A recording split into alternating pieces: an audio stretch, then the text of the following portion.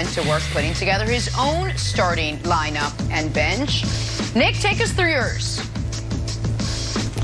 Okay, so KD got this kind of right. He got 8 of the right 12, but the starting lineup's a mess, and some of these late additions make me think, I know KD's younger than me, but he's not 20 years younger than me. Makes me wonder how much of the NBA history KD has actually, watched or taken in over the years. So let me give you my starting 5 and my roster. Magic is clearly the greatest point guard ever, but for this team, Steph makes more sense to start. He adds perfect spacing. You're going to not have to worry about defense at all of his liabilities because of the 4 guys behind him. And then you've got, after Steph, the second greatest player ever, the greatest player ever, the greatest power forward ever, and arguably the greatest defensive big ever other than Hakeem, and then Kareem, the 3rd greatest player ever. On the bench, and those first 5 would be my next 5. You could do a hockey shift. You would have Magic come in for Steph, Kobe come in for Mike, Larry come in for LeBron, Dr. J come in for Duncan, the wildly underrated Dr. J, and then Hakeem, the greatest defensive big ever, come in for Kareem. And then the last 2, there's a lot of arguments there. Shaq and KD. You could argue Bill Russell for leadership. You could argue Rodman just because you're not going to need any more scoring. I even thought about including Bill Walton. Give me the one healthy year of Bill Walton. Isaiah Thomas maybe, but then in this thing, Jordan still said, then I'm not playing. I'm like, Michael, that was 35 years ago. He's like, I'm not playing if Isaiah's on your fake team, Nick. I said, okay, sorry, Zeke, you're out. So Shaq and KD make it, and so there it is. People say Broussard. To me, why not Wilt? Wilt, love Wilt. Wilt a little too selfish to work with this group. A little too me. We need guys that care more about the artistry and about the wins and about sharing the basketball. So obviously, my 12, KD has Dirk, KG, Anthony Davis, and one other guy. Who's his other guy that and T-Mac. Nothing against T-Mac, but come on. Yeah, come on. I love T-Mac, but you can't have T-Mac over Larry Bird. You just can't. And so, Broussard, are the flowers coming right now to my doorstep? Are they coming audially? How are we doing it? Because obviously this is the perfect 12. Well, look, Nick, first of all, you were rolling until you went to your regrets and you threw out Dennis Rodman and Bill Walton. I mean, thank God you didn't put them on the team. I mean, stop it, Nick. You were looking great until then. Okay.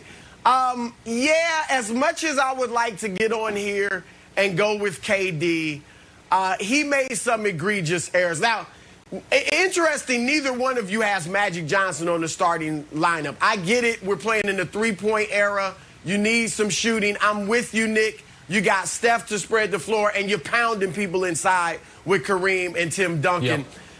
Yep. KD opted to put LeBron at the point. Why? So he could leave one of those forward spots he could put himself open in the himself. Exactly right. I saw that too. Yes. I'm with you on your starting lineup. You got the GOAT at shooting guard, not at small forward, but the GOAT's on there. So you got the best starting 5. Where it really falls apart for KD, as you mentioned, is the bench. And I was as big a T-Mac fan as anybody, but even T-Mac wouldn't put himself on this team. I mean, that is ridiculous. You said it, Dirk over Larry Bird, all these guys, Anthony Davis. I mean, Nick's a Laker homer, and you know Anthony Davis don't belong on this team. Yeah. I mean, KD went berserk on the bench, and that is the big problem with his team.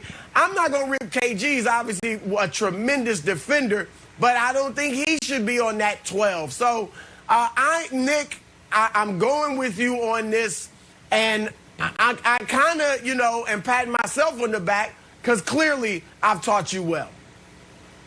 Oh, see, I knew it. It had to come around. See, this is why days like yesterday I say Chris Broussard is the smartest man on television that talks basketball, because it's like Broussard suffered some traumatic injury, because up until like 2015, he got everything right always and historically, and then he went astray. He was led astray, bamboozled, all these things. But his historical knowledge is spot on, which is Wilds. Why? And we didn't even mention, and I'm going to say it again, Wilds, Dr. J, put some damn respect on his name, young folks. He was a thoroughly dominant player, ran over the ABA, comes to the NBA, joins up with Moses Malone, another guy who doesn't get enough respect, and immediately is arguably on the greatest team ever, the '83 Sixers. We don't have to do that argument today, but you could make the argument it's the greatest team ever, the '83 Sixers. So put some respect on Dr. J's name, please. What's up, man? Let me add to that quickly, Nick. Dr. J's got 3 rings because he won 2 in the ABA and 1 in the NBA. Yes, correct. And the ABA at that time was beating the NBA 65% of the time when they played in exhibition games. Correct. So if we credit the NBA guys who won rings during that ABA era, then we should credit the ABA guys as well. The league was just as good. Right. That's right. Nick, I want to build on your idea that you would put peak Bill Walton in for just a hot second because at his best, he was one of the best players of all time. I thought the most interesting thing about Durant's list was T-Mac. Because I know Durant grew up a T-Mac fan, and I work with T-Mac, and we launched the Jump together, so I'm also partial to T-Mac. But being around T-Mac and hearing players talk about T-Mac, Kobe talked about T-Mac, how T-Mac was unstoppable. Chauncey talked about T-Mac, he was just like, there's nothing you could do. The fact that Durant put him in his top 12 when he didn't, he's in the Hall of Fame, but he wasn't NBA top 50. ESPN had him like ranked 60. I don't know where you have him. But it's a question of, rather than looking at Dr. J's 3 rings or the collective careers of everybody, just a healthy T-Mac at the peak of his powers might be more deserving of a spot on this list than you think. So here's why that's not right. And I know that's your friend, and I like Tracy a lot, and I'm not trying to again, whenever we say a guy shouldn't be on this, we're talking about the greatest of the great. So this is not supposed to be cut. Yeah. But it's not like T-Mac was never healthy. He was healthy, and he never, forget win a ring, he couldn't get out of the round 1. Bill Walton was healthy briefly and was the best player on a champion. So, yeah, scoring titles. That's a regular season award. You know who's also not on here? James Harden. James Harden's got his scoring titles, assist titles, 6th man of the year. He's got all the, like there, it's not, Tracy's career was cut short due to injury, the apex of it, no doubt about it. But while he was at the apex, he was not at his best in the biggest spots. And so that's why, to me, it's not a singular moment, take the best at their best, and you would include him. I still wouldn't, because we never saw him go on, Broussard, that great playoff run that we've seen basically everyone else that's included on this list go on, usually multiple times. Look, to Wilds' point, there was a 5-year period there where T-Mac was rivaling Kobe Bryant. I mean, T-Mac was one of the top 5 players in the league and arguably, you know, the best perimeter guy in the league. So there's no doubt about that. But as Nick said, and look, you got to look at, when you look at T-Mac's numbers in the playoffs, he did his thing. I mean, he played ball, but his teams could never win. And he had Yao Ming for some of those series that they lost. And they still couldn't get out of the first round. T-Mac once told me himself he did not have that killer instinct.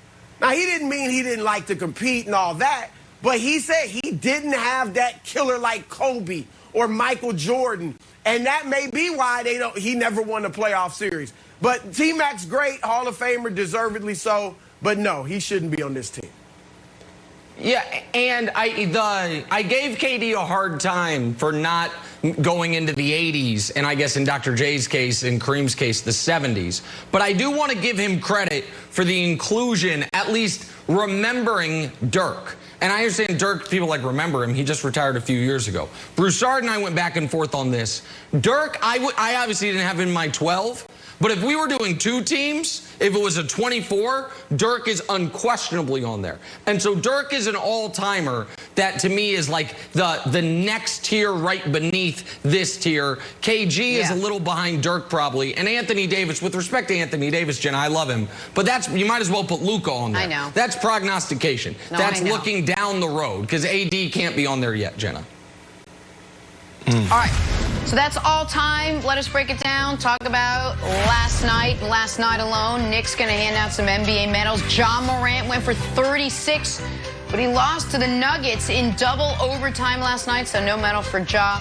Nick, who did make you top 3 today? Terrible loss for the Grizzlies. They're up 12 with 3 minutes left. You got to win these games, Grizzlies. All right, bronze medal. Do you guys hear that?